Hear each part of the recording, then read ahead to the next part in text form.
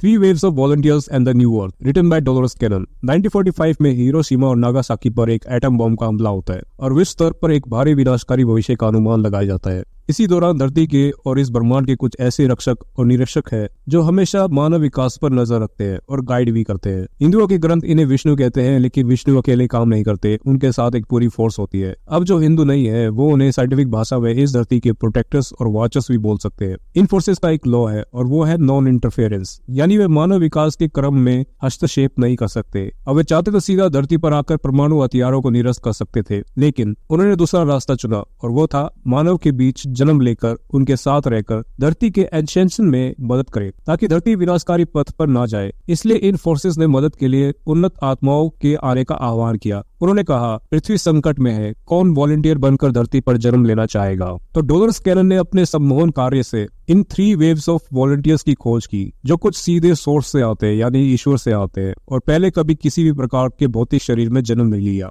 अन्य लोग, अन्य आत्माएं उन ग्रहों या उन आयामों से आते हैं जो अंतरिक्ष प्राणियों के रूप में रह चुके हैं। चूंकि पृथ्वी आयाम में प्रवेश करने पर सभी स्मृतियां मिट जाती है, सारी मेमोरी डिलीट हो जाती है, इसलिए उन्हें अपना कार्य याद नहीं रहता। इस प्रकार इन उन्नत आत्माओं को हमारी अराजक दुनिया में एडजस्ट होने में मुश्किल होती है। इन आत्माओं की एक महत्वपूर्ण भूमिका है क्योंकि वे अपनी ऊर्जा से पृथ्वीवासियों की ऊर्जा को ऊपर उठाते हैं और आपको पता हो तो ये संसार एनर्जी और फ्रिक्वेंसी पे आधारित है। 40 साल से भी ज्यादा पहले डोलोरेस कैनन ने ब्रह्मांड के अननोन वर्ल्ड यानी अज्ञात दुनिया के बारे में जानने के लिए एक यात्रा शुरू की। मैं स्वयं को खोए हुए ज्ञान की रिसर्चर्स और रिपोर्टर मानती है। डोलोरेस की अनूठी तकनीक ट्रांस के सबसे गहरे स्तर सोमनिस्टिक स्तर पर काम करती है, जहां चेतन मन यानी कॉन्शियस माइंड हस्तक्षेप नहीं करता, इंटरफेयर नहीं करता। हमारे मन के गहरे स्तर पर उसने सभी ज्ञान के सोर्स को, जो कि एक विशाल और प्रेमपूर्ण एंटिटी, उससे संपर्क करने का एक तरीका खोजा जिसे वह हायर सोल या ओवर सोल भी कहती है। सोर्स बेहद प्रेमपूर्ण और समाशील है, उन्हें नाम दिए जाने की परवाह नहीं है। कुछ लोग इसे सुपर कॉन्शियस भी कहते हैं और कुछ लोग इसे भगवान भी मानते। डोलोरेस कैनन की हिप्नोसिस रिसर्च ने टाइम और स्पेस के माध्यम से अकल्पनीय यात्राओं से अवगत कराया।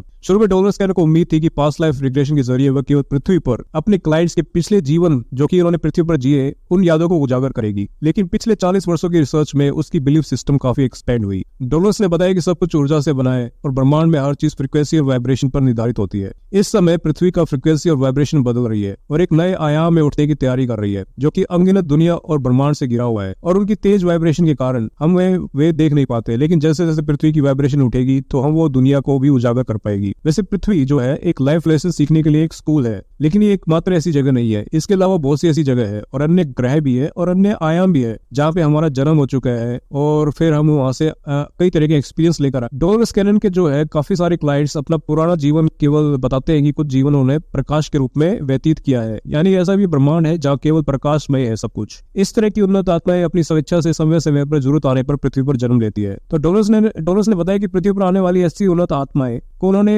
एक थ्री वेव्स ऑफ वॉलंटियर्स के रूप में पहचान की। ये नई आत्माएं यहाँ सहायता करने के लिए पैदा होती है क्योंकि पृथ्वी पर रहने वाले लोग लंबे समय से काफी काल चक्र में क्रम चक्र में फंस गए हैं, उन्हें अपने उद्देश्य भूल गए हैं और आगे बढ़ नहीं पा रहे हैं। और 1945 में एटम बम गिरने के बाद जो हालत जिस डायरेक्शन में पृथ्वी जा रही थी उस डायरेक्शन से बचाने के लिए थ्री वेव्स ऑफ वॉलंटियर्स पैदा होती है। ये थ्री वेव्स ऑफ वॉलंटियर्स वो लोग हैं जो उन्नत आत्माएं हैं जो एक समय में पैदा होती है, जैसे कि 1950-60s में फर्स्ट वेव आई, फिर सेकंड वेव आई 1980s और 90s में, फिर उसके बाद थर्ड वेव आएगी 2000 में। तो इस तरह की थ्री वेव्स है जो कि पृथ्वी को ऊपर उठाने की सहायता करती है। आज के लिए इतना ही। आज के चैप्टर में हमने यही जाना कि थ्री वेव्स ऑफ वॉलंटियर्स कौन है। नेक्स्ट चैप्टर में हम बहुत कुछ जानेंगे, तो बने रहिए और सब्सक्राइब कीजिए इस चैनल को। थैंक यू और धन्यवाद।